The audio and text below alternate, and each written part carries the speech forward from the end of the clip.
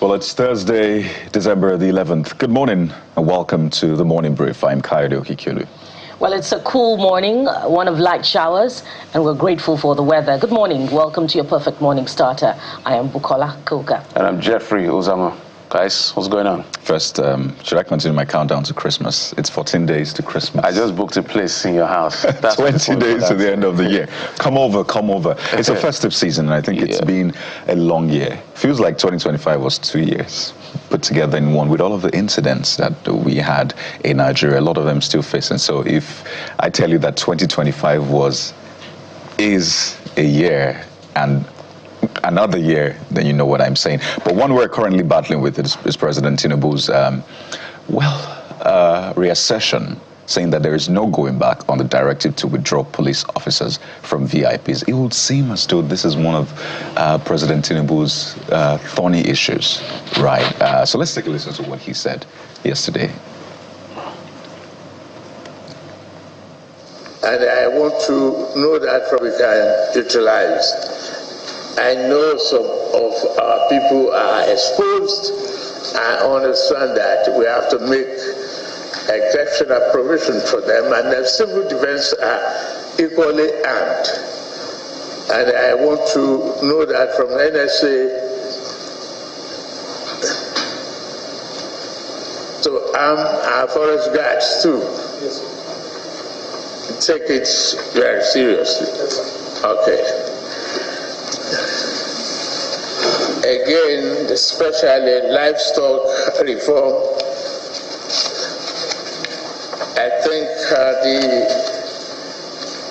Vice President should get the neck, first of all, to see which village or grazing reserves that can be salvaged or rehabilitated into ranches, livestock settlement.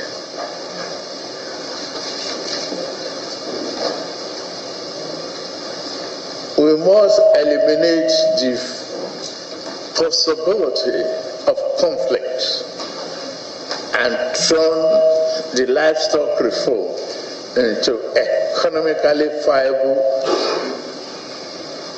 development. The opportunity is there.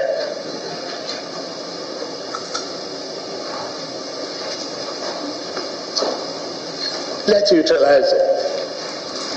And it is a neck.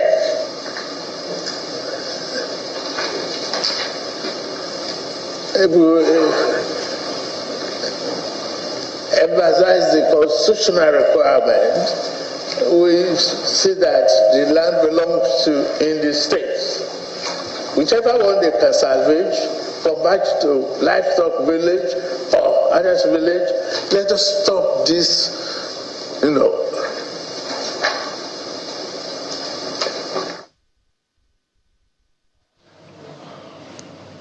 So President Tinubu talking about the VIP deployment and also the farmer herder issues and the grazing routes. I think the most thorny issues is now defining who is a VIP or a VVIP. That brings to mind, some of what I've been listening to in the last couple of hours, but that's not as important to the conversation as what the outlook of VIP protection would be in the coming days if President Tinubu's resolve is anything to go by, particularly with concerns coming through from the National Assembly about the selective implementation of selective implementation of VIP protection. According to some of the legislators, we're hearing that for some, VIP protection has been withdrawn, while for others, if you heard, some of the arguments put forward by the senators yesterday, for ministries, especially ministers, you find that, they still reserve police orderlies to the tune of 3, 4, and the likes. But what is significant that is coming through is reports where the police, through the public relations officer of the force, has also said that they are following up implementation with the deployment of a task force. And that speaks to a whole lot about the efficacy of our institutions. Why does the force need to deploy a force to implement the president's directive? The police is administered by the Police Service Commission. The police has the full complement of the number of its force, I believe less than 500,000 naira. Shouldn't letters have been sufficient, to be sent to all staff of the force who are deployed to VIP protection, notifying them of the new directive and the order, especially from the top, for them to, withdraw and return for further instructions? And so it's, it begs a question when even those who live in the Federal Capital Territory are saying that they're seeing that some special, forces are stopping, VIPs and withdrawing right there on the spot. That is untidy. That doesn't look good as far as Nigeria's, institutional self-proclaimed institutional reforms is concerned. But in the coming days, it will be quite telling about what VVIP or VVIP protection would look like. So the senators are arguing that for those who are serving, police protection should be reserved maybe to the tune of at least 1 or 2. So who is VIP? Who is VVIP, Jeffrey? Is the Senate President and all, what do they call them now? Frontline leaders of the National Assembly, are they VVIPs? Are ministers VVIPs? And more importantly, what I do not hear about this part of the conversation is we should also prioritize protection for people at the lowest rung of the ladder. This also tells us that, protection for the elite is what has been prioritized over the years, even though what we have is just about 11,500 according to the force. And that is about 2% of the numbers of the force that have been deployed to police protection. Jeffrey. What has happened is the fact that it's now clear that VIP has never been defined in Nigeria, that even the Nigerian state can't tell, from the president down, cannot define what a VIP is. So now everybody's trying to walk around what a VIP is. So he had talked to, because if we played that clip where he was talking about the police incident, he said, if for any reason you need police protection, the key word here is police protection. If you need police protection, get to, for an assignment, not just for whatever it is you're doing, for an assignment, what you do is reach out to the IGP, and then the IGP will get clearance directly from the Commander-in-Chief, who is the Commander-in-Chief of the Armed Forces. So it's clear now that we haven't been able to define who a VIP is. So we see abuse of the entire system. People's wives, people's girlfriends, people's children, carrying our institution of state and abusing it. In fact, the one that is even more very disturbing and very embarrassing, guys, is when our military protects citizens. I don't know. I've never seen the convoy of Sheikh Tinubu, for instance. I've never seen him in any convoy. But if the army protects him, for what exactly are they protecting him for? Not even the First Lady should be protected by the army. The police is there to do this work. So it's now clear, and I just hope that, and I'm happy the National Assembly is raising that concern on one hand. Let's define who a VVIP or a VIP is. But there's another part of the conversation we may not be looking at. The NSCDC, I don't think they are really designed for what they are trying to make them do by law. So if they have to now do this work, everything has to be done according to law so that we don't deploy them to the wrong places. So apparently this was a knee-jerk reaction. Because of the exigency of the moment, we need all our policemen on ground to be able to help combat the level of insecurity we're dealing with here. So if you ask me exactly who a VIP is, if the Nigerian state can't define what am I to, who am I, but I just feel that persons like the president, of course, the vice president, the Senate president, those key officials, the governors, maybe deputy, at that level, I don't know whether a VIP should include commissioner and minister.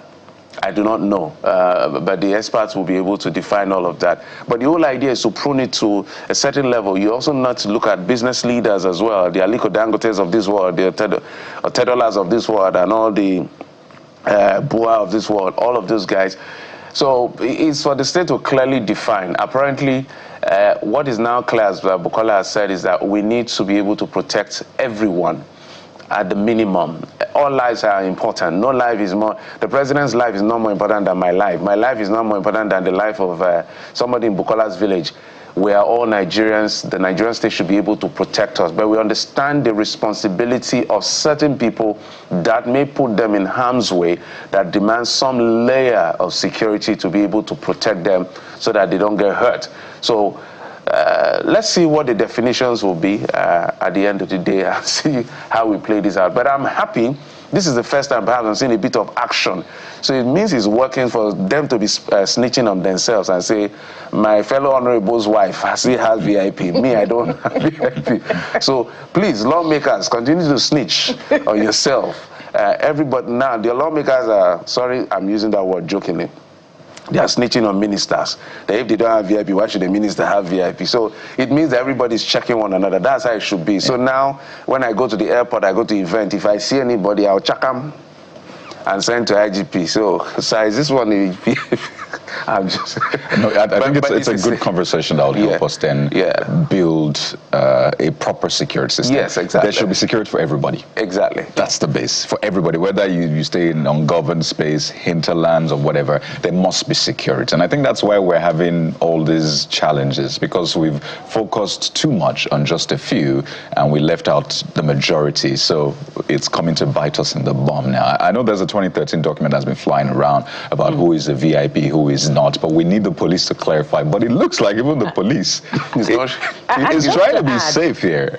And just to add that, you know, the first family, let's admit that it's critical for them to, you know, have some form of protection. No doubt about that. No doubt about that. You know, the wife of the president, the president's children, and I believe that is what, you know, obtains in international best practice, even in the democracy that we have adopted. So the first family needs to have some form of protection. But following the criticism that came from the Nobel laureate yesterday, of course, the social media is now awash with the security detail of the first son of the Federal Republic of Nigeria. And of course, that starts another round of conversation entirely.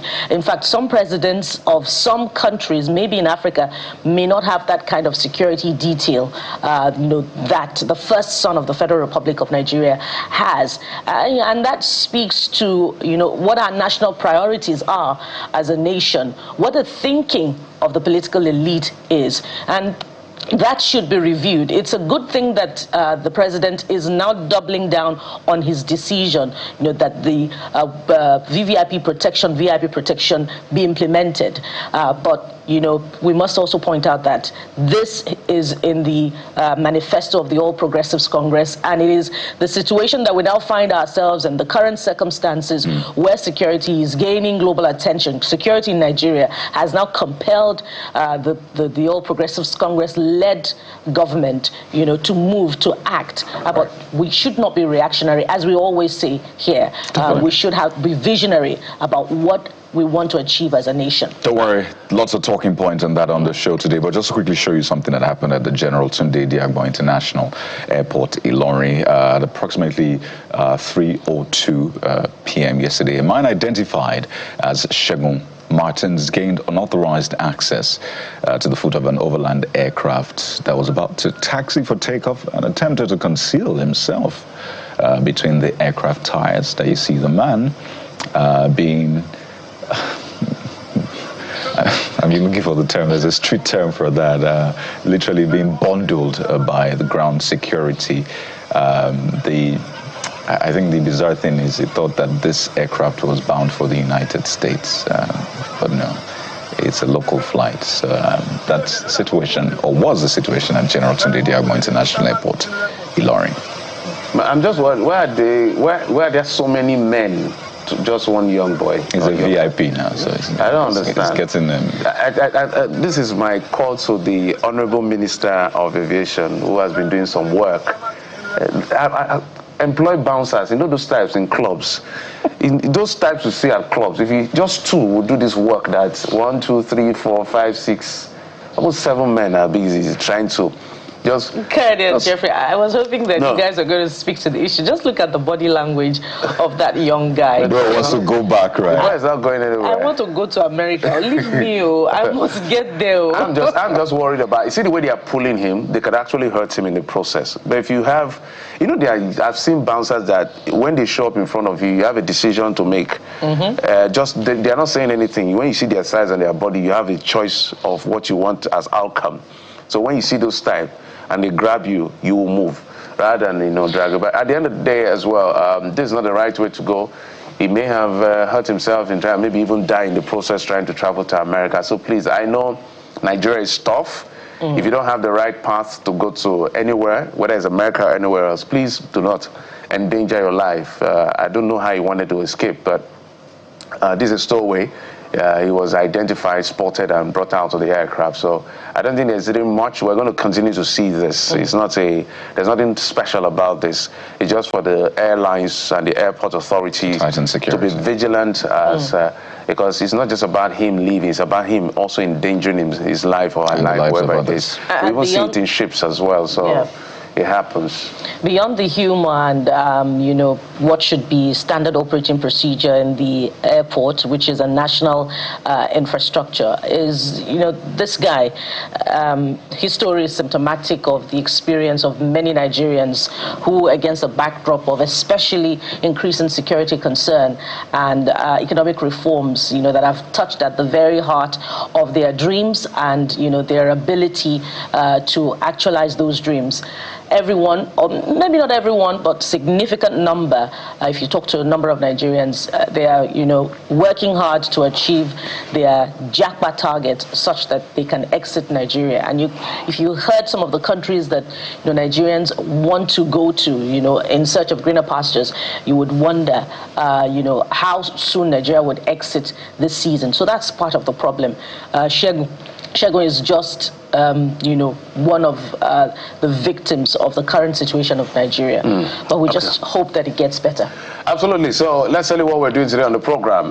We'll get started with the party politics of People's Democratic Party. 2 governors that have officially left the party, but the internal battles continue. We'll x-ray that on the program. And of course, we'll piggy back on that to get to the issue of police withdrawal from VIPs. This undefined VIP matter, we'll also look at it as well on the program. There's also the opposition politics bit. We'll be speaking to the publicity secretary of Youth Party as we look at state of opposition politics in Nigeria.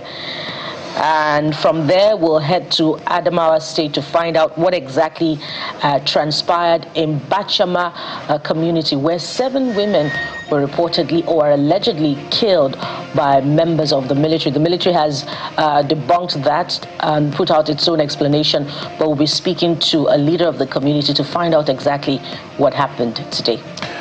All right, let's get straight to what the dailies are saying in just a moment. Mr. Ambrose Igboke joins us on the program. Stay with us.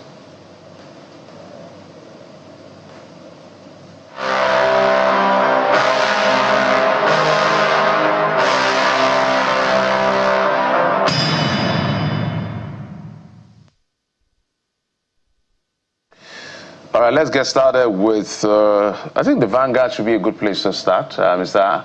Ambrose Igboke is a member, is a journalist. He joins us virtually on the program today. Mr. Ambrose, thank you so much for coming on the program. He's also the chairman of Guild of Public Affairs Analysts in Enugu State Chapter. Thank you, sir, for coming on the program. Thank you. Good morning, everybody in the studio. All right, let's get started with the Vanguard newspaper. Police orderly withdrawal. Senators kick. Tinubu insists. Senators allege daughters, sons of political office holders have police orderly security cover. Tinubu orders comprehensive enforcement. Directs NSA to ensure forest guards are armed. Tells the vice president, that's the VP, to liaise with states on ranches. Mr. Igboke. This issue of police withdrawal from VIP has become a sing-song and a national anthem for almost all the IGPs that have come in this fourth republic. For over 25 years, we keep hearing the same story. And because the police does not even have the capacity to monitor his own instructions or directive, most of the time it's not complied with. The commissioners in the state, commissioners of police in their state will do what they want to do. The zonal man, the AIG will do what he wants to do or she wants to do. When you come down to the state level, the commissioner, the area commands, down to the DPO. So sometimes the special forces also, have their own. But it has become a laughing stock of our police professionalism, where policemen even go around carrying, if it was even restricted to policing, providing security for VIPs, then we could say, okay, let's look at it professionally. But the police are doing all kinds of unprofessional things, carrying handbags for women during parties, carrying bags for men, going on errands as houseboys and house girls. Acting as gatemen in some houses of the VIP, opening gates and opening doors, all kinds of things that are not tied to security. So it has become a laughing stock. I remember when growing up in the western part of Nigeria, when you hear Olopa, which is police, it was as if we were seeing a dreaded movie because they were not seen easily. But nowadays they're everywhere, So it demeans the respect of the profession. And I hope that, these things will be defined properly, because stopping VIPs on the road and all the Juxtapo style that we do things in Nigeria, they are not the ways to do it. Technology is more, security is more technology driven now than physically driven. Though the physical deterrent is important, but let's restrict it. Let's use technology. Why are people going around with police? Because they are afraid of being hurt, because they are afraid of being kidnapped, they are afraid of being brutalized. Even now, this is December time, a lot of people are going home, and the police will render services. I remember I mentioned this, they pay for these services. So it's an extra income too for the police force. So it's still difficult. It still remains difficult how this thing will be implemented, because it has become a norm and a culture in our system.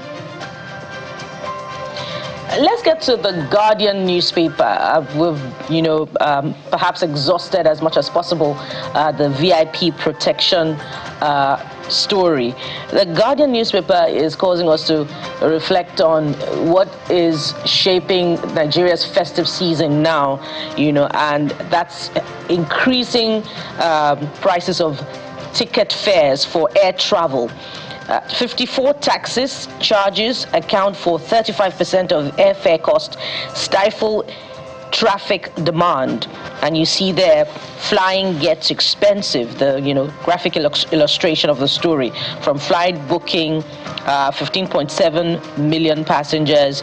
The 54 taxes and fees are spread across 4 major government agencies: NCAA, FAN, NAMA, and the Federal Inland Revenue Service. So according to this exclusive to The Guardian, the cost is passed down to the passengers.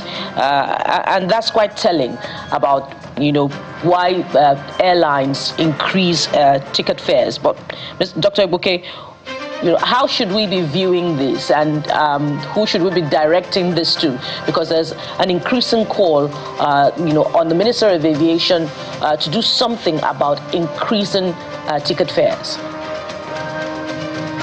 Though Nigeria our economy is based on capitalism, but capitalism also has regulations and control in terms of fair competition, in terms of pricing, and in terms of economic regulations that make sure that does not affect your people, your citizens.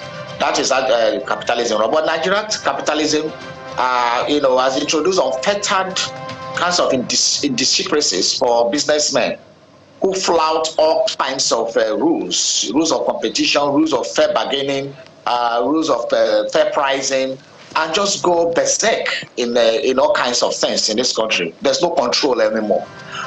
It is paradoxical that in other climes, especially in the West, when you're having Christmas like this, they actually introduce, kinds of discounts to encourage people to move around, to encourage people to travel.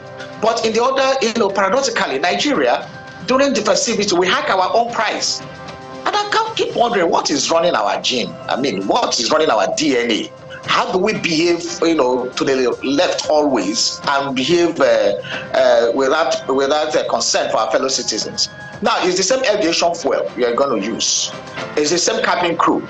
You didn't increase the salary of your cabin crew or pilots or whatever. You are still using the same office. Your costs have not increased. But because it is season and you saw a quantum leap of statistics of passengers, you begin to increase your fare arbitrarily.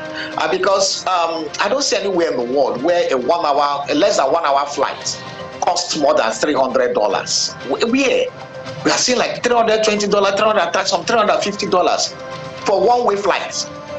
So by the time you are bringing a two-way flight, you are having like $500 and $550 for a 2-hour flight to and fro. The federal government should do, because what this have been happening, that there were no consequences for people who do it. Over the years, people keep on doing, even the buses, even the airfares. Let's people talk about the buses. We keep doing it. I know there are no consequences. But when we step in, then we can begin to, have these things. Because some people are doing a comparative analysis from the flight from Abuja, for example, to the north, to Yola, to Kano, to other places. And then you compare which is longer. And then you compare flight to Abuja to Enugu, for example. The prices of a flight from Abuja to Enugu is far higher than what you are paying for a longer flight. So this underscores also the meaning of what is brotherhood, what is fraternal, affiliations. If your own brothers are, hiking prices, making sure that you pay more, are fleecing you from your money, something needs to be done. The aviation minister has to step in. The Federal Price Competition Commission, if we still have it, has to step in. And there has to be some sort of regulation, because this is pure madness. Well, let's take a look at Leadership newspaper. Another, I don't know if it's a shocker for a lot of Nigerians. You see, petrol imports rose to 52.1 million liters per day in November, says regulator. That's in spite of the fact that we have the Dangote refinery that is exporting its petrol. So yet another interesting scenario here. The Minister of Aviation, I should say, has said that about the aviation prices that, they can't wade into it because it's a fully deregulated sector. So for the oil and gas industry as well, you hear that, it's fully deregulated. So people can choose to either import, buy from local or whatever. But what do you make of this, Ms. Agboke? Well, some of these things are just mere excuses by the regulators because they are weak, or maybe they are compromised to, wave away some certain infractions in the business ethics of some of these sectors. If even we are not more deregulated or even capitalized than maybe the United States of America, yet these things are placed, regulations are, especially the corporations are watched to ensure that the citizens are not manipulated. But here we allow our citizens manipulated by these businesses. And the funny thing is, our government make excuses for them, for the people who are manipulating us. Look at the aviation minister saying that, my petroleum minister, or anybody saying it's a pull effect. Didn't we cap the prices? Didn't we try to regulate even the prices? No country survives that. We remove subsidy and yet refuse to regulate. It's also paradoxical, economic voodooism, that the private refinery we have here, with the domestic refinery we have here, is exporting refined products. On the other hand, we are importing refined products. Somebody needs to come to study Nigeria's economy, because it defies some basic economic principles. You are talking about the push and pull effects, and you are proud to be saying it as a minister that you are importing refined products. We are the only OPEC nation that is importing refined products.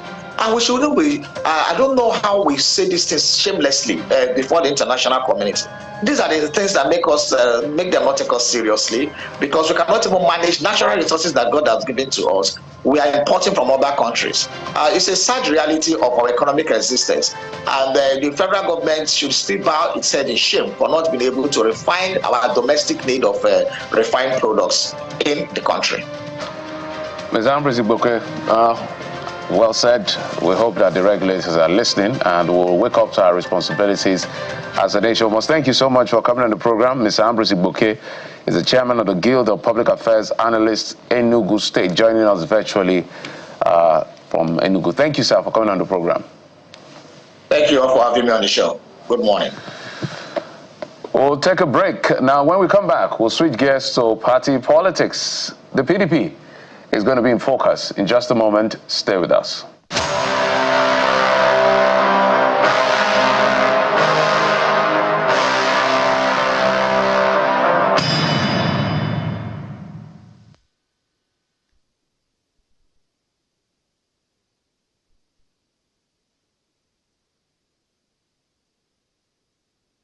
Well, let's talk party politics. We'll be speaking with the National Publicity Secretary of Nigeria's main opposition party, the PDP, Mr. Ini Ememobong, joins us live from our Abuja studio. Good morning and welcome to the program. Good morning, glad to be here. First things first, if you described Governor Fubara's defection as a self-inflicted injury, how would you describe Governor Adeleke's defection?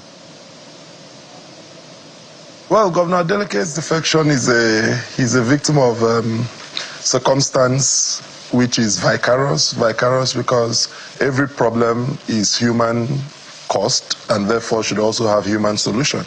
And at the level of the leadership which he belonged to at the party ought to have acted decisively.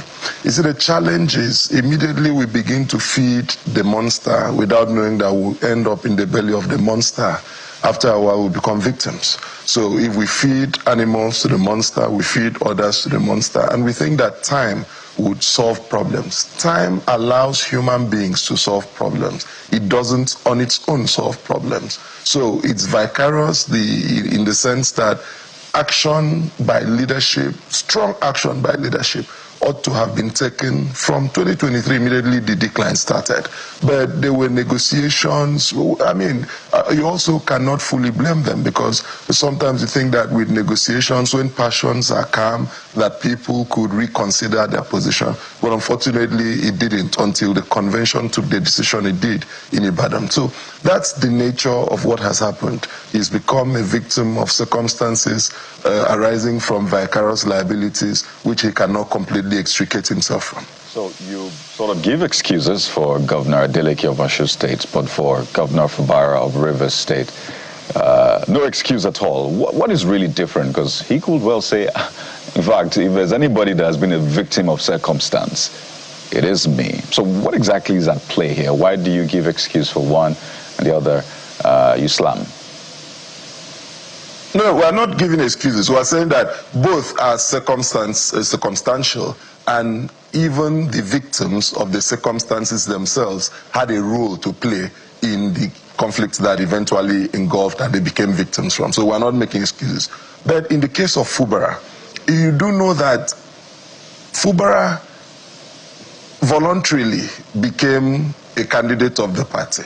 And you do know that people have said, the people who brought him have always said that, oh, there were agreements. We're talking about agreements. Agreement should be agreement.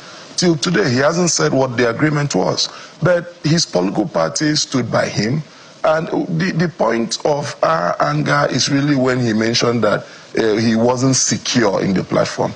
We all have great sympathies for Fubara. Even as a person before becoming a publicity secretary, I had sympathies for him. A calm, gentle person who is pushed to the wall, who has no other direction to move than in the opposite direction. But to attempt to lay blames, other than to lay blames, where blames ought to be. Because if you backtrack and begin to look at the origin of the crisis, you know that the origin of the crisis is between two people. So one person is talking, the other is not talking. You remember that people rose up at the beginning of this crisis and began to speak for him. And after a while, he came out and said, no, don't worry. It's a father-son matter. And after a while, a state of emergency was declared. People started, advocating, saying, and he went silent. And you see, when I spoke to some governors, especially Governor Bala, and said, what happened? Governor Bala said, look, we were ready and we have deployed at some points, but the governor would either remain incommunicado or will say, don't worry, we would handle it. And he says, so voluntary non-fit injury, you cannot do harm to a consenting person. So when you look at this circumstance, even as journalists, you seated there, you would definitely agree that we have been confused about the approach which he wants. And you cannot fight more than the person who is hurt. You cannot cry more than the bereaved. So while he has our sympathies, but the attempt to shift blame is what we are very angry with. And that is what we shouldn't do. Every time there is a problem and we need to find a solution, there's no need shifting the blame. When you get into a voluntary agreement, till today he has not said what agreement he got into. He has not really told Rivers people or us on camera or confided in anyone what the real issues are. So people have just jumped into this battle supporting him because they feel that no one should be oppressed to the point where a governor becomes a sitting duck. But how has he even appreciated the people who fought with and for him? When he returned from the state of emergency, what was his speech? How encouraging was that speech for the people who fought for him? During the preparations for convention, I remember a journalist asked Governor Bala about what the party was doing. Governor Bala clearly said, look, we need to allow him, that he's been through a lot, that they've been speaking. So you can't just throw other people under the bus because of your actions and inactions. So while if you read the statement that we released, while we sympathize with him and we know that this is a situation where Stockholm syndrome has happened, where a captive has fallen in love with the captor and he's unable to differentiate between where the real problem lies. But we frown against that conscious amnesia where he picks and chooses where the blame should be. He knows where the origin of his problem is. He knows where the continuity of his problem is. When he went to court about the issue of defection, he knows what the truth about it is, and he should be able to say that. So again, that deflection by him begins to beg the question whether he is placing the blame where it should rightly be. So many questions, emerge from your defense of your party, particularly in the Fubara case. Would it be the first time that a predecessor would be having an agreement with, a successor governor? And would the party have been diligent to call out a governor at all if the agreement was just going smooth sail without things turning awry? That's on the one hand. I'd like you to respond to that first before I come with the second. You do know that people do not enter a crisis until the parties themselves have declared war. So if people have agreements and the agreement is going fine and the state is not suffering, you have no business going into it because you won't even know there was an agreement. You just think everything is going on fine. But it is when people begin to shout or things begin to happen to suggest that a crisis or a problem has got, that's when third parties come in. So you don't go into settle problems where they are not. In this circumstance, you would recall that even when he went to the meeting with the president, did he consult the party? Did he consult the Governors Forum, where he was deputy chairman of the Governors Forum? Did he seek advice from other people? Remember that even after his election as governor, it took a long while for him to even associate with the party. We quite understand, from the different stories going around that maybe his hands were fettered. But until immediately you feel the pinch, he who wears the shoe, no way it pinches. Immediately you feel the pinch, you begin to call for help. Until you call for help, it's difficult to get help. Now, that does not in any way exculpate the suffocation that he has suffered using state apparatus. That shows, which is why our statement is showing that individuals are becoming more powerful than institutions that would force them. Remember, the gentleman conducted local government elections. We gave him all the support to do so as a political party. But what happened to the local government elections? Remember that he sat there and they declared a state of emergency. We kicked against it. My predecessor, Ologunagba, issued statements against it. We kicked against it. The party was even ready to go to court on it. So how much more support did he expect? How much cooperation, how much information did he also pass? I mean, there are times when you know that you cannot speak, but you consciously filter information to those who can speak for you. Are you saying that, such agreements do not exist between governors, predecessors, and their successors? I'm not saying that agreements do not exist, but the first thing is that there cannot be a valid agreement to commit crime. So if the agreements, political agreements where people agree to siphon state funds, agree to deal with the states and lead the states in a way and manner that is not consistent with the Constitution. That's an illegal agreement, and everybody who gets into it has the right to leave it. But what we are saying is that if people have agreements among political groups, oh, this one will take this one will take this one will take that, those are not agreements that are illegal. If at any point you're unable to meet those agreements, then you begin to discuss. If it becomes a problem, then you bring it formally to the party. But as we sit here, we do not know what the terms of the agreement were. People are having agreements every day. I had an agreement to be here this morning, and I'm here. The only problem would have been if I had agreed that I'll be here, and you publicized I'll be here, and this morning I wasn't here without any valid reason, then you have a chance to say, look, you have spoiled our credibility. We agreed that you'll be here and you're not here. But if at the point of coming here I had a flat tire or I become sick and I call to you to say, listen, I can't make it again, then the world would think that we have disagreements, but you would understand and you probably would tell the world, oh, he was meant to be here this morning, but he's not here. Because despite the agreement, we have an understanding. So, but where agreement fails, understanding fails, then if the parties to it begin to speak out, then the world, the third parties will come in, the political party will come in. Well, it just looks like abandonment because the governor has left the party, and hence the PDP is now calling him out on the issue of agreement, whereas the party would have been silent if all other agreements, legal or illegal, are going smooth sail without any form of accountability. Mr. Memobong, talk to us about why the PDP governors did not go all the way with the court case initiated to challenge, the state of emergency and suspension of democratic institutions by the president in Rivers State at the time, which is probably what Governor Fubara is citing as the party abandoned him when he needed the party the most. No, that's not true. You do know that even at the last MBA conference, very senior lawyers raised the issue that there was a court case and the Supreme Court did not fix, and the Supreme Court has original jurisdiction on that matter, did not fix the hearing of that matter up until the time we had the MBA conference. And at that time, it was just, I think, a month or two to the expiration of the rest, which was sought to be protected. And lawyers frowned at it to say that a matter of this nature, that the Supreme Court ought to have fixed it and decided one way or the other on the matter, because immediately the expiration of the state of emergency occurs, then the matter would have become academic like it is. Number one. But number two, when you're fighting for a person, you must fight in the interest of the person, number one.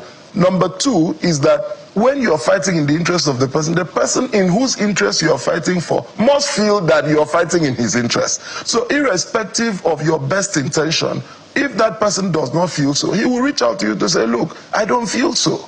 So when you look at the disposition of the governor, you do know that even in that whole period, he discouraged people from fighting, from shouting. There were people, there were commentators who were coming out, even from River State, to attempt to fight Ankyo Briggs. A lot of the people who were talking, what was the disposition? He will sort the matter out. I mean, so you cannot cry more than the bereaved at a funeral so that you don't become suspicious. The PDP governors took a position, they aired their position, they took steps, but the steps you're taking in furtherance of a person's interest must have the person's go ahead, so that you don't file a case in court and someone comes and says, I didn't send you to do that, or you're complicating my issues for me.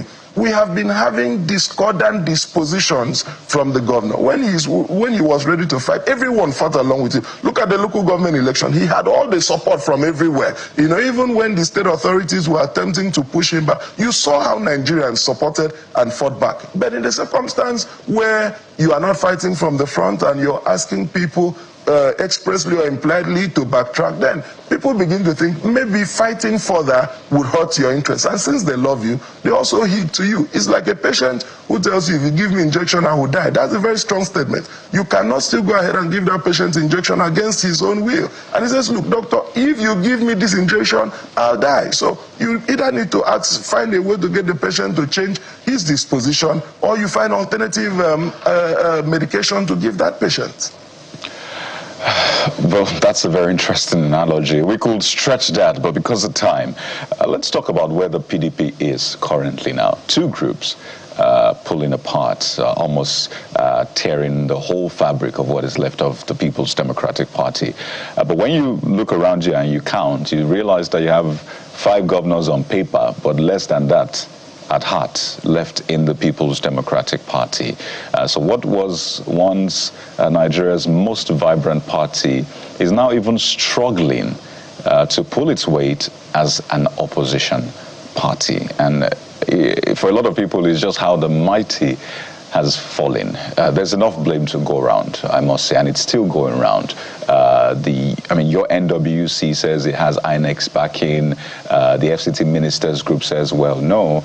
We also have we had our own meetings, and we believe that we're in the right. And there's court cases back and forth. And in fact, the courts are saying, go and resolve your issues at this point. My question to you, Mr. Ememobong, is, as a party, do you agree that the PDP has failed? To fail would mean that an examination has been set.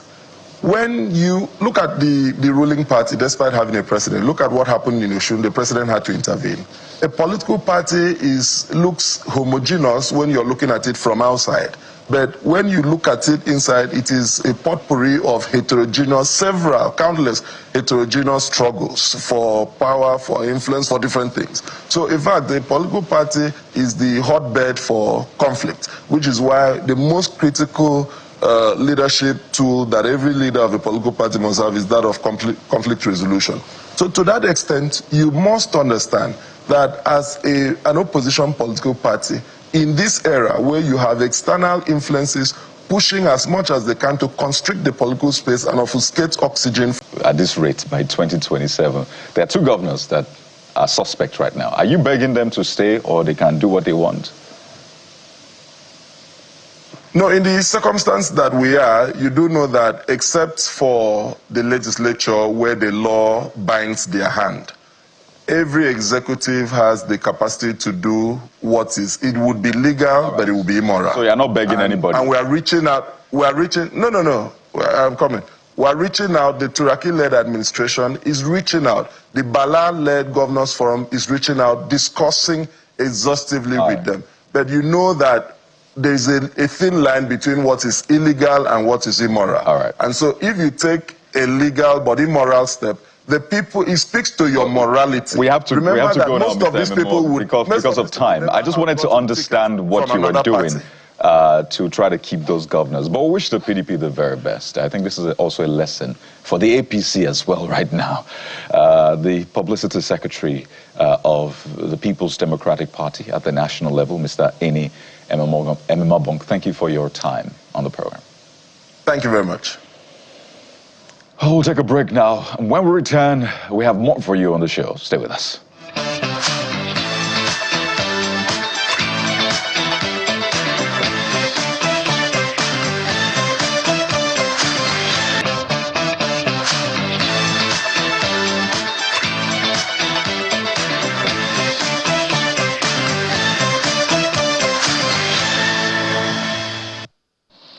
Welcome back. It's a rainy Thursday morning on this side of the divide. But of course, we're trying to keep everything warm. Let's see how warm it gets now. If President Tinubu's directive is anything to go by, well, your lawmaker, your minister may not be arriving at that event or heading to their offices with security detail. Let's find out how the lawmakers are reacting to it, of course, beyond what you have seen on, from reports from the National Assembly. Honorable Clement Jimbo joins us now on the show. Honorable Clement Jimbo is the lawmaker representing Abak Etim Ekpo Ika Federal Constituency. Honorable Clement Jimbo, I hope I got your constituency correct. I'll have to get, rehearsal sessions to pronounce it correctly after this time out. Anyways, welcome to the program. You are very correct. Thank you so very much. I'll give you 80%. 80 is good. First of all, has your security detail been withdrawn? Absolutely. They've all been withdrawn, so we are good and we are fine. And that would be the case for all 360 members of the House of Representatives? I can't confirm that, but I can speak for myself. As of last week, I got an instruction from the Commissioner of Police in Akwa Ibom State that, based on the directives of Mr. President through the IGP, that all the police attached to us should be withdrawn. So immediately I instructed my commandant to comply with the directives. And as we speak, they've all been deployed back to their beds. All right, let's get right into it. We've seen the debate from the floor of the House of Representatives, and the calls are to the effect that there should be, a sort of selective implementation of the, directive for the withdrawal of VIP security detail. So what is the preponderance of arguments from members beyond those who have spoken on it that we've seen reported on the selective implementation? And that is to ask, who is a VVIP, who is a VIP? Yes, thank you very much. It is very important that we stress this. Every single Nigerian is a VIP. And having the privilege to have security personnel maybe protect you or escort you to events or even protect your properties or houses should not be the exclusive right of those that are in government. It should be the right of every citizen who desires to have this personnel protected or to walk around with them. And it is also important to stress that those of us that have this security personnel around us, is not free. We pay for it. So Nigeria, I think the president should equally look into this direction of using this opportunity to generate additional income revenue to Nigerians and for Nigerians.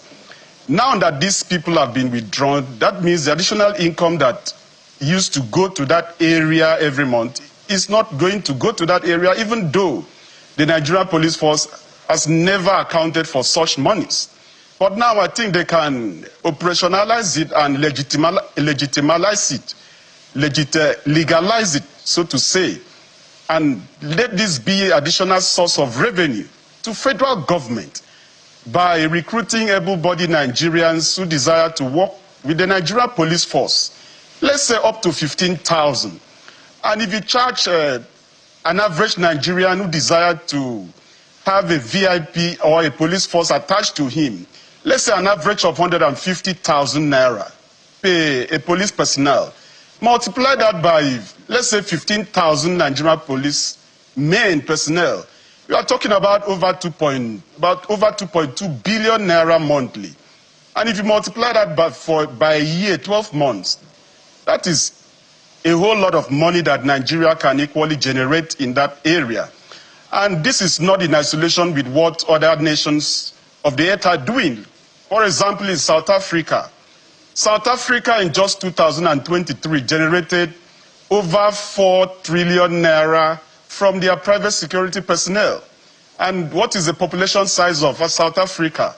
About 65 million. That is almost like 4 times the size of Nigeria's population, which is over 230-something million. So Nigeria should equally be generating a whole lot of money in the region of a minimum of 20 trillion naira annually from private security personnel or people that wants to get a security personnel attached to them. It should not be the exclusive right of those that are manning different offices. So that's my take.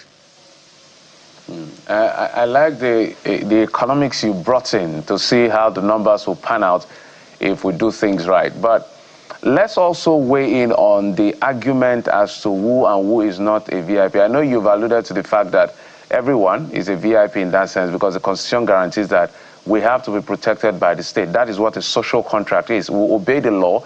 The state, on the other hand, will protect and provide for us as much as possible.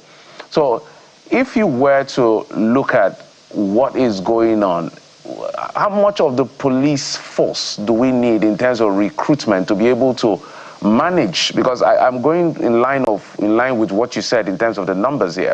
First, we don't have enough policemen to do the police work. The police is telling us that VVIP or VIPs, what has been withdrawn is about 11,000. That is even debatable, but that is the position of the police, so we don't have any other data to counter that. But in your view, to be able to man and police Nigerians, even in this area of special protection unit that we talked about, what should we be looking at, and what level of capacity is required given our level of insecurity in Nigeria? Thank you very much, Mr. Jeffrey. Let's give a background to it constitutionally wise. Section 14, subsection 2B, to be very specific, talks about the general purpose, the specific purpose of governance, of government, which is the availability of welfare, protection of availability of welfare and security for the people. And if you jump to section 214, that gives birth to the Nigerian police force as it is currently operational. Then section 217 gives birth to our armed forces, the Navy, the Army, and the Air Force. And all this is to give credence to section 14, subsection 2B, to give the federal government the operationalization to provide welfare and provide security for all citizens. But in an event where this is in short supply or does not cover the entire landscape of Nigeria, then the president has the right to look inward. Why not commission private security to take care of those that are interested in taking personal securities for themselves and even their family members and their properties? Take it or leave it. There are many Nigerians, especially this festive season, who wants to travel to their different locations, their different houses, their different villages, who will want to feel secured, who desire the accompaniment of this security personnel, and they are willing to pay. But federal government is saying they don't even have.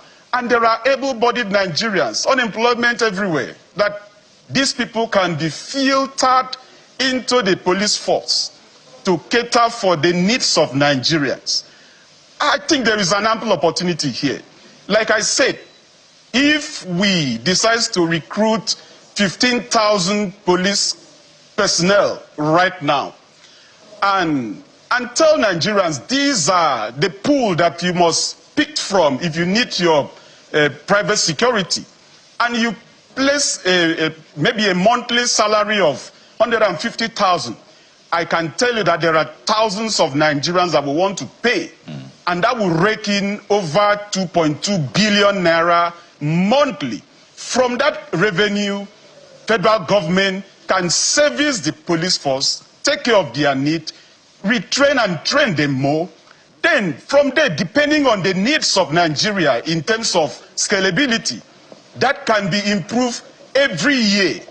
And if South Africa, with a population of like 65 million, can generate a whooping 4.2 trillion naira annually, obviously that means Nigeria, if we want to go with that rate, we should be talking about over 20 trillion naira from the security, from the revenue we can generate from security. Right. Let the Commander-in-Chief of the Armed Forces of the Federation, which is the President of the Federal Republic of Nigeria, command and give executive bills to the National Assembly for this effect.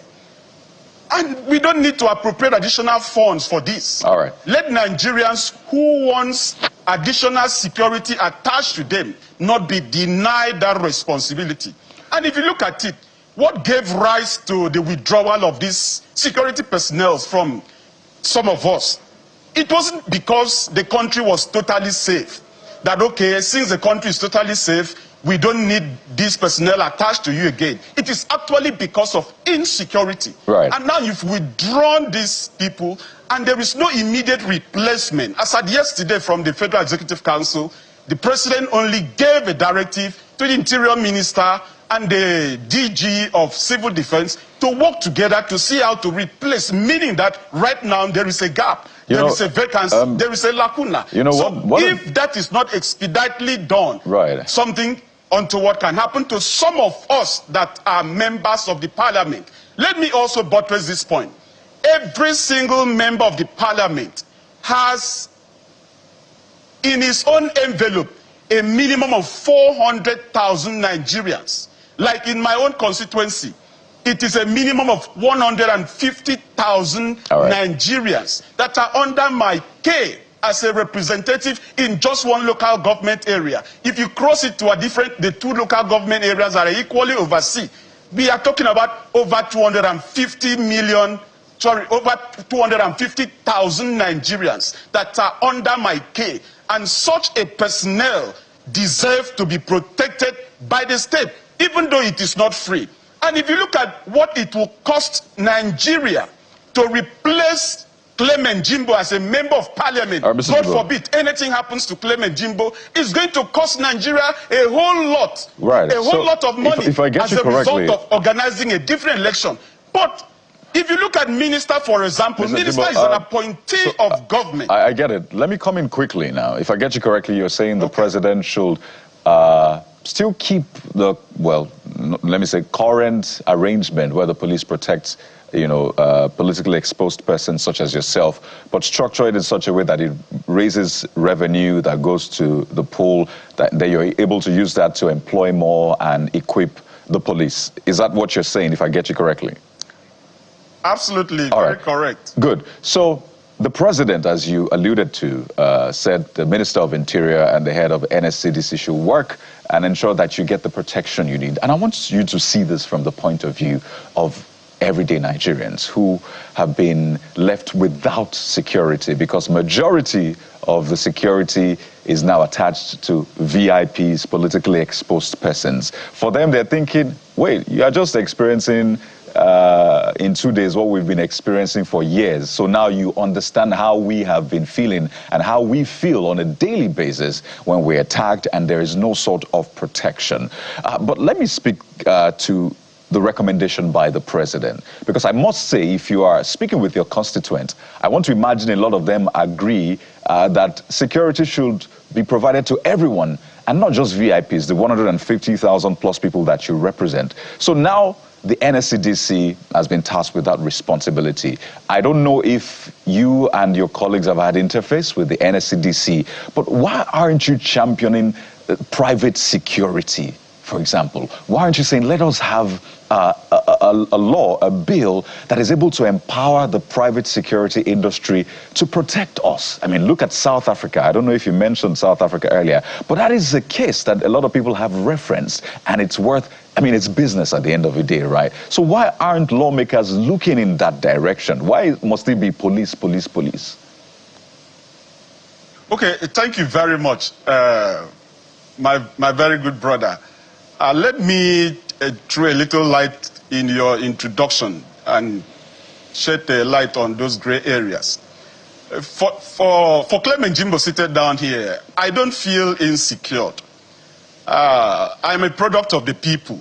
My people voted for me, elected me to represent them. But the reason why we apply for and have this police protection, so to say, it's not because anybody is going to attack or harm me. It's simply because they assist us in protocol, like going into an event that is crowded. This is part of the responsibilities that we enjoy from them. They clear the road, or we are on our en route to a function and the road is blocked. These people have a way of clearing the road for us to have access to where we are going. Not simply because somebody somewhere is planning an attack. No, that is just by the way. And also, if you look at the directives of Mr. President that the civil defense should liaise with the Minister of Interior to see that there is an urgent replacement, the question we should ask here is, what is the personnel, the total personnel of civil defense? It's about 80,000. And this is the agency of government that was created to cater for the needs of critical infrastructure of Nigeria. Example, pipeline infrastructure, gas infrastructure, and the rest of them. Now, you are withdrawing these people from this critical infrastructure to come and police politically exposed persons, so to say. What happened to those critical infrastructure? So, that is not the way to go. My own point is, let us ramp up the number of Nigerians we are recruiting into this service. and let every Nigerian that desire to have a security protection attached to him or his wife or his children, there should be a premium to it, and those that wants to pay should pay. And I can tell you that there are thousands of Nigerians that wants to pay to have these people attached to them. Nigeria should take an advantage of that to generate more money to fund and equip our Nigeria police force. It is simple. Well, Honorable Jimbo, your explanation is rather difficult to believe when you say that you need them for protocol clearance when you attend public events. The unease in the National Assembly, in the upper and the lower chamber, has been quite visible since the president's directive.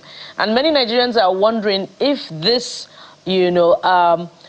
opposition, seeming opposition to this policy is because there were reports just weeks ago that bandits and kidnappers had threatened to begin kidnapping politicians, and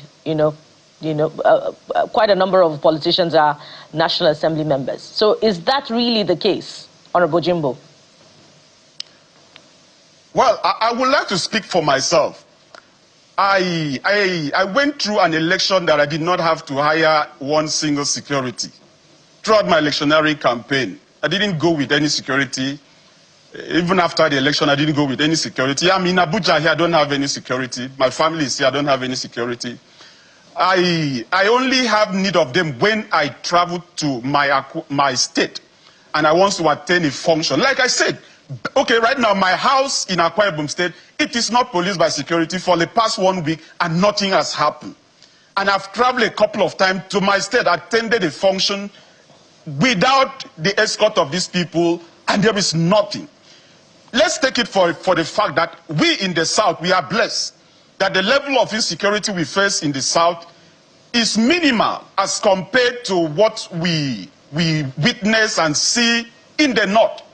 So withdrawing these security personnel from many of our colleagues, senators, House of Reps members from the North, you are further exposing them to insecurity, and their lives could be at danger.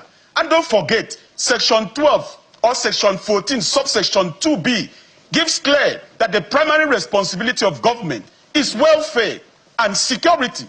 So if federal government is failing in this very constitutional provision, and anything happens to a lawmaker as a result of this very directive of Mr. President, of course, Mr. President should be held accountable, because there is no need. There are able-bodied Nigerians that wants to join the Nigeria police force, and they are qualified. Recruit them, and let us that wants personal security to pay. We are not saying fund them. Let us pay and have it. And some Nigerians, able-bodied Nigerians, wealthy Nigerians, bank CEOs, somebody like Adeleke-Fubara that has what it takes to even or employ a battalion of police should pay, take advantage of that to make money. And your colleague asked about sponsoring a bill for to have private securities. I think that bill is currently in the Senate. But let me say this. There are several bills that have been passed in the Senate that has equally been passed in the House that are on the president's desk, waiting assent. And why I propose for it to be an executive bill is because when it is an executive bill, the body language is very clear. The speed with which the executive will want this thing to be passed is very clear, and the parliament will work in consonance with that, and Nigerians will have this sorted out. So the buck stops on the president's deck. I am calling on our president, our dear president, to look in this direction. Take advantage of this very situation, and let's beef up our Nigerian police force up to a minimum of 2 million Nigerian police force, recruited and maintained, and let Nigerians that wants personal security pull from there and service the nation and equally service the revenue of the nation. It's the same way that the entire population holds the entire federal government responsible for the insecurity situation that has, resulted in the deaths of thousands of Nigerians since 2009. But just before we let you go, please confirm, you said earlier that the security that was enjoyed hitherto was paid for, and the police has not been accounting for it, the police force. How much went to each security detail from each member of the House of Representatives? Maybe you cannot tell us about the Senate, but how much did each honorable member pay for a security detail? I can speak for myself. Every month when the police personnel were attached to me, I paid 450,000 naira every month. And I said I am not sure that that money goes to the coffers of the federal government. So this money ends up in private pockets. And if you multiply that times the 360 of us and other appointee of government, you will know what that amounts to. I am saying that let federal government legalize this. If Clement Jimbo here wants a security, there should be a personalized, or let me say a special account that you pay, obtain receipt, then take it to the Commissioner of Police, they verify, then they detach to deploy to you the number of police personnel that you need to police you. And that should be applicable to every single Nigerian. Well, I have to, seek clarification on this particular one from the force, perhaps through the public relations officer of the police force. But you also paid a stipend to the orderly besides what was paid to the force, right? This is what I paid to the personnel attached to me. Okay. Yes. All right. We must thank you. I place them on my payroll. So every month, that is what goes to them. How they dispense that is totally left to them. But I know they will be deployed by the Commissioner of Police to me. So they know that this is what goes to them every month. Is it per person? Is it per orderly? And what percentage of the 450,000 naira went to the force? What percentage went to the orderly? Now, four of the personnel were attached to me. So if you divide 450,000 by 4, that runs about 112,000 naira, so to say, per personnel, per month. All right. Honorable Clement Jimbo is a member representing Abak Etim Ekwoika Federal Constituency in Akwa Ibom State. Thank you very much for the insights and the information you have provided for us on this one. Thank you very much. Interesting. I just did a quick math. Police is balling. Yeah, that's about 5 points.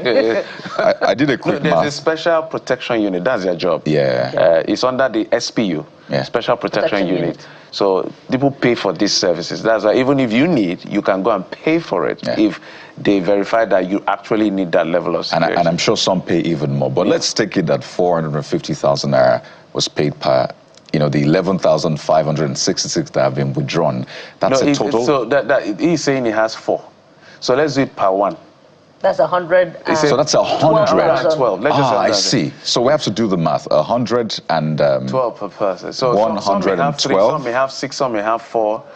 I don't know how many. This is a very important matter that we have to divide. The point is, if the monies went directly to the orderly and it didn't go to the police, you can't go then we may not be asking the police to account for it. You can't go to the orderly. Well, the result is out, guys. Yeah. Okay. 1.3 billion naira monthly. For the members, Yes. Okay. For the members. So for the 11,566 withdrawn. Okay, so at the end of the day, we'll need to ask the police. So I don't think that money is paid to the individual. I think it's paid to the police who may now do... But the orderlies would be getting, a stipend as well. All right. We'll get clarification as well. We'll get that, but at least Nigerians are beginning to hear this. That's why I said this bus is good.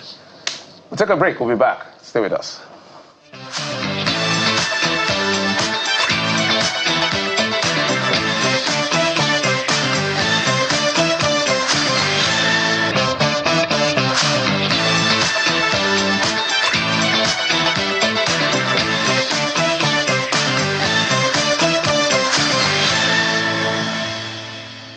Welcome back. An incident occurred in Adamawa State. So we are here to, see how we can get clarification. Being joined in the program by Agoso Bamiyi, is the district head, Guana Community, Lamode local government area of Adamawa State. Mr. Bamiyi, thank you so much for coming on the program. Thank you for having me. The name is Gyawana. Oh, fantastic. Adamawa Traditional Council, yeah. All right, Mr. Gerwana, thank you so much. So let's look at what we heard, that 7 women were killed while protesting against Adamawa killings. That is what is in the public domain. What is the real story here? Or is that what is the reflection of the true situation of things? The number has increased. Right now we have 11 deaths, and we have over 50 others who are in the hospitals with various degrees of bullet wounds. Some of the bullet wounds are horrible. They're not good to look at. Broken arms, broken legs, shots to the belly, etc., etc. So let me give you a background. The Chobo as well as the Bachama community are resident in Lamu, the local government area of Adamawa State. And both communities are under the Bachama Traditional Council. The Bachama Traditional Council spreads over 2 local governments, Numa local government as well as Lamu, the local government. In recent times, there's been misunderstandings over land and certain demands that the Chobo people are putting on the Bachama people. The Bachama are the majority. There are several other tribes within the Bachama Traditional Council, several others, including Hausas, a small number of Hausas and a small number of Fulani. Then you have Genjo, you have Kwa, you have Bari, several other tribes. But in recent times, the relationship between the Chobo and the Bachama came under serious strain, and these people relate very, very well over hundreds of years. And unfortunately, argument over a piece of land in Rigange, which is a Bachama community, and also in Waduku, which is another Bachama community, resulted in violence starting from the 7th of July. The government stepped in and put a curfew on the whole local government. The curfew was relaxed a little bit, but the peace has been an uneasy peace leading on to last Monday when the conflict broke out again. And so what happened that led to these deaths was that the women of Lamude is the local government headquarters. It's a town, and it's the local government headquarters, came out in large numbers and blocked the road in protests. They were protesting several things. They were protesting the fact that the army usually would arrive late after destruction has been done, damage has been done, their husbands have been killed, properties destroyed and all that. They were also protesting what they saw, like the partiality of the army that was based in Lamude to keep the curfew, to enforce the curfew. The women of Lamude, who are mainly Bachamas, felt that they were partial towards the Chobo people and the Chobo community. They used to provide them armed escort to their farms as they moved around. They didn't do that for the Bachama people and all that. So they blocked the road for a very long time, and they were just standing there singing they had branches in their arms and the rest of it. To clear the way, the military shot into the air, from what we're told by witnesses who were there. And of course, if you hear a normal human being, you hear shots, you will clear. So the women cleared the road, but as the convoy was passing, soldiers then opened fire on the women, and resulting in those deaths that I mentioned and the injuries. As usual, the army came out and denied it, but there are eyewitnesses, there are video clips, and it's undeniable. It was the army that opened fire on the people, not the Bachama militia. Why would they open fire on their own people? They were not even present there. They would not come close where soldiers are. So if we follow your story, sir, it's very disturbing. You said army has denied it. I'm wondering, why will the army, trained army, open fire on armed, peaceful, protesting women, if that is true? We're asking the same questions. These questions need to be answered. And now let me say this. The event happened on a Monday. By Tuesday morning, the army had sent out a press release denying it. Now, why the hurry? these things need to be investigated. These things need to be investigated. You don't just hurry and deny something that has not been investigated. So we're asking the questions, why? What led to this? Who are the personnel involved? What do they have in mind? Why would the Nigerian army that we have so much respect for, that our people have participated in, if you know the Adamawa people, they participated massively during the Civil War to keep Nigeria together. At some point, we had the highest number of retired military men, pensioners in Nigeria. So why would they turn their arms against women? We want to find this out. So we are disturbed that the military will just rush and deny it without any investigation.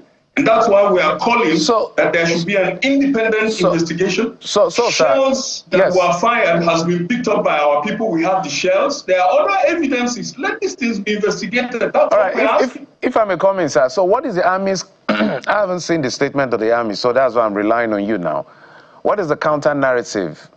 The Army, did they say they did not shoot, they did not kill, or they shot? Or what is their own explanation here? That's the point. They are saying they didn't do the shooting, that it was the Bachama militia that did the shooting. And if you know Lamude and the situation in Lamude, you would know that there are lots of security agencies there. No militiaman will come close to where you have soldiers on both sides. And then you have police forces, you have the DSS and all that. The militia would not come close to that place at all. And why would the militia fire on their own people? It was soldiers, whether they acted on orders or they acted independently. That has to be investigated. We want to find out why a trained soldier will turn his weapon on armed women and Nigerians, for that matter. So we're calling for investigation. Don't hurry to deny it. I'm sure it will be investigated. But what is the way forward? What is the state governor and the state government saying? What's the governor saying? If you can do that in 30 seconds.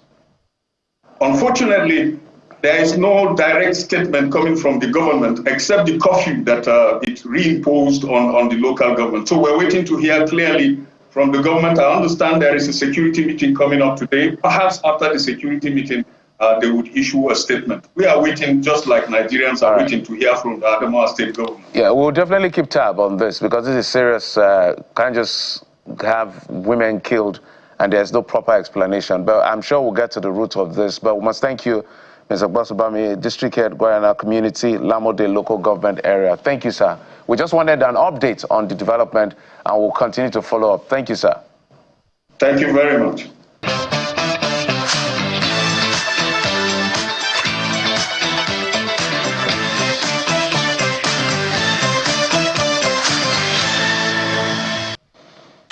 All right, from here, we'll switch gears. So continue with our conversation around politics. Staying with the opposition, the former National Publicity Secretary of the Youth Party, Mr. Adeleke-Fubara, joins us virtually. Mr. Adio, come on.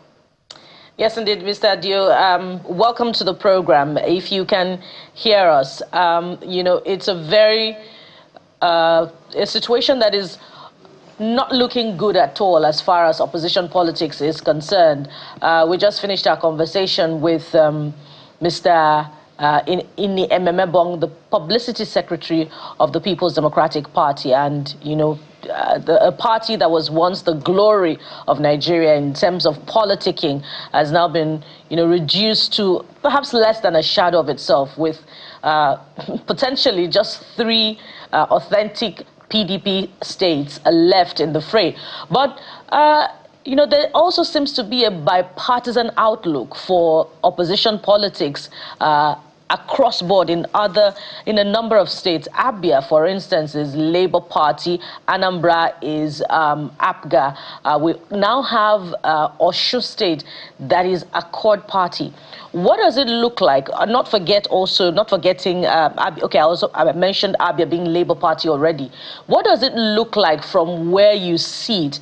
Are these political parties, the spread, are they rightly positioned to challenge the All Progressives Congress, to provide meaningful opposition politics, opposition ideas, and to put the ruling party to fire, to put its feet to fire in terms of policy formulation and implementation? Well, the truth is, like you have rightfully mentioned, or like you rightfully postulated, many of the opposition political parties are dealing with certain levels of internal crisis, and they've been grappling with this crisis over the last couple of months. And you will expect that going into the new year, of course, that primary elections are going to be held, I think, mid-year 2026. So you'd expect that opposition political parties will get their acts together before that time. But the truth is, I understand the fears that, a lot of Nigerians do have, that Nigeria is probably, tilting towards a one-party state where one political party dominates all the affairs in the country. But honestly speaking, I do not worry about that. Because the truth is, the elections that will be conducted in 2027 wouldn't be really about political parties. It will be about the lives and livelihoods of Nigerians. And Nigerians will be judging the incumbent not by the amount of governors that they have amassed themselves, not by the amount of defectors that they've been able to lure to their own political party, but on the pertinent scorecard as to how their lives have been improved, how their assets, how their families have been secured, and if they have confidence in their future, putting it in the hands of the current administration. And Nigeria's current political history has been awash with several examples that it doesn't matter how many governors control a state, it does not guarantee you that you can deliver that state. You saw what happened in Lagos State, for instance, in the 2023 elections. The state governor couldn't deliver the state, for the current president, even though it has been largely controlled for 24 years. The same thing, in many states across the country. Governor El-Rufai could not deliver Kaduna State for the APC. And we can go on and on and on to see that the fact that you control a state, or the fact that you have a governor in a state, does not guarantee you in any way that you're going to deliver that state for the president. In fact, you're going to have a situation where many of these governors will be struggling for survival come 2027. And that's the bitter reality, because the Nigerian people are desperate for governance that improves their livelihood and would not necessarily be about, one political party or the other. And if you can't justify the 4 years that has been handed over to you, you're likely going to lose re-election in 2027. So I really and truly am not bothered about the fact that people are populating the APC. By the time the game starts, probably mid-year into 2026, you will start to see, lots more realignments here and there. And because politicians will start feeling the pulse of the people. And by the time they start consultations at the grassroots, they will realize that no political party is going to save them. No Abuja connection is going to save them. They will only be saved if they have delivered the mandate that has been handed to them by the people. But isn't the message then lost on the opposition?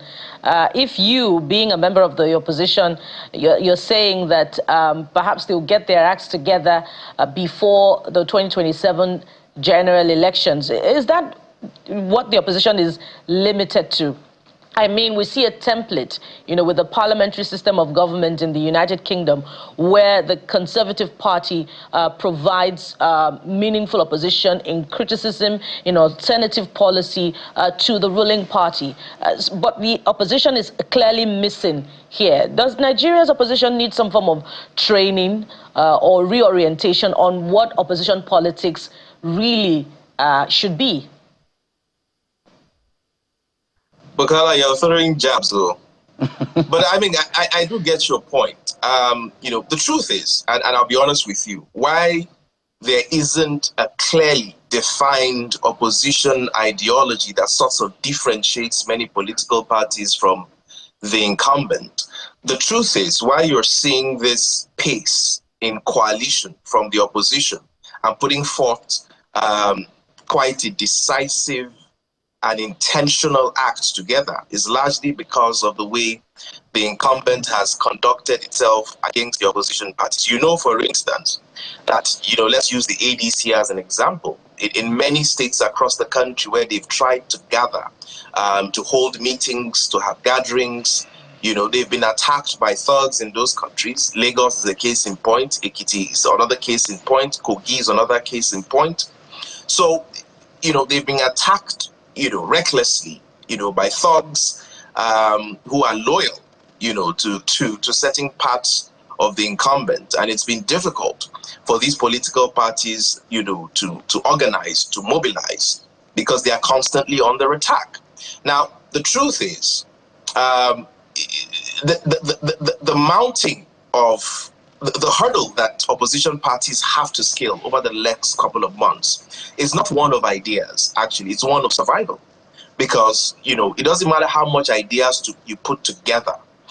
If you're going to be faced with guns, knives, and clubs, it will be very difficult for you to mobilize people towards the ideas that you're professing. So while that is not in itself an excuse as to why the opposition has been a bit lukewarm, I'm just trying to paint a picture of the reality that confronts many opposition political parties in the country today. Having said that, it is also about courage. Opposition political parties must show courage, because without courage, you will not be able to muster the kind of public or popular support that you will need to take on the incumbent administration. Right. And that is what I would like to see a lot more. I'd like to see a lot more courage from members of the opposition to stand their ground, to engage with the populace a lot more, to share their alternative views, and honestly, more importantly, have the courage to mobilize at the local level. And once that begins to happen, right, the threat levels would obviously, be doused a little bit. And of course, the Nigerian people will then see that what the incumbent has is perhaps just violence and not, ideas to move this country forward. Well, what we see daily is members of the opposition joining the incumbent in droves. So obviously they see more than that violence that you see. They probably see it as some sort of strategy, right? So ride on the shoulders of the giants. Somehow people get to see you at least. In terms of a strategy now, some have said maybe it is time for opposition parties to either come together to form a super party or just forget about opposition, because you're up against a major party that has literally gotten, almost 30 states now in Nigeria. And when I say states, I mean the governors have defected to the ruling party, right? So it's a Herculean task.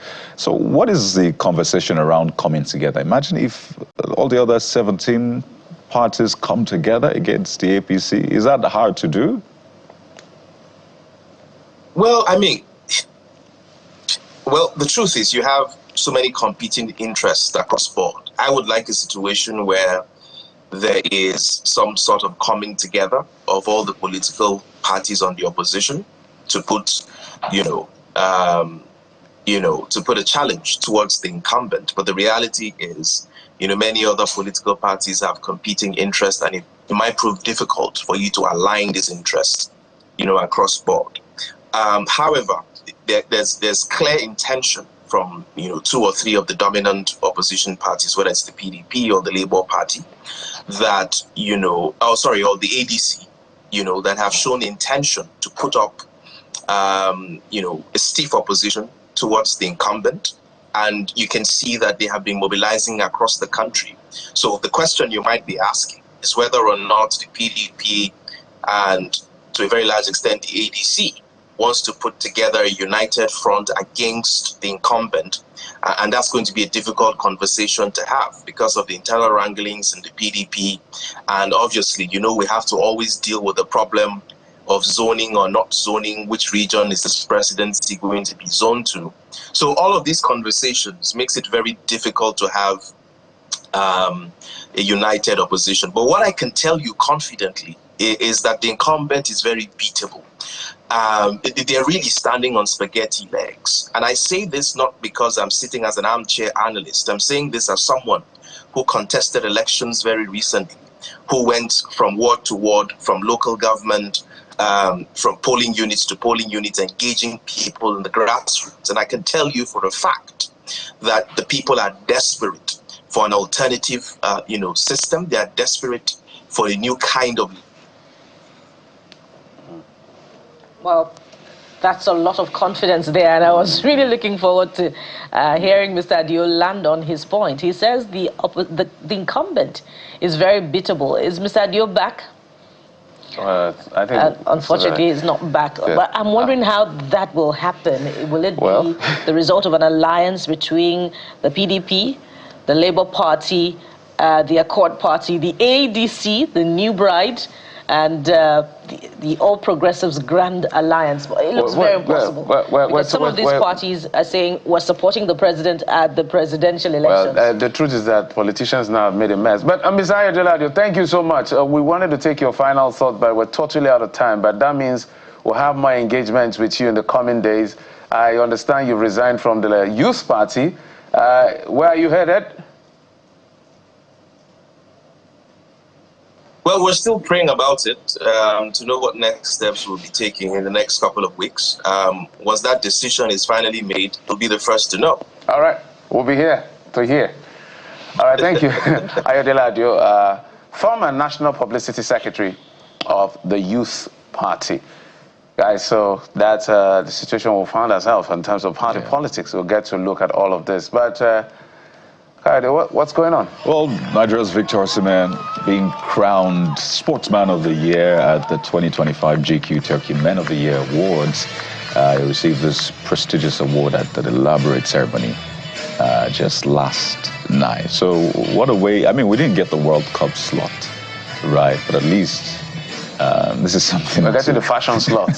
Particularly for Osimhen, right? Yeah, Osimhen has done well for himself. Congratulations to him. We're super proud of him. What we need from him now is to make sure we get the AFCON that starts in just a few weeks from now. Jeffrey, just enjoy your Christmas and New Year. I'm a patriot. I love Nigeria. Yeah, so it's great. We win, we win. So with all of the disappointments of the past year, I'm not banking on it. But I'm not also withdrawing my support for Nigeria's Super Eagles, for all our sportsmen. You can't lose hope in our country. It doesn't matter if we'll fail 10 times. We'll try again. That's the idea. We'll try again. All right, guys. But that's it on the program for now. We'll be back again, God willing, tomorrow to give you just another Bukola bumper package. I don't like that word or that expression, but thank you. I'm Jeffrey Uzoma. I'm Bukola Koka. Sunrise Daily is up next. And I'm Adeleke-Fubara.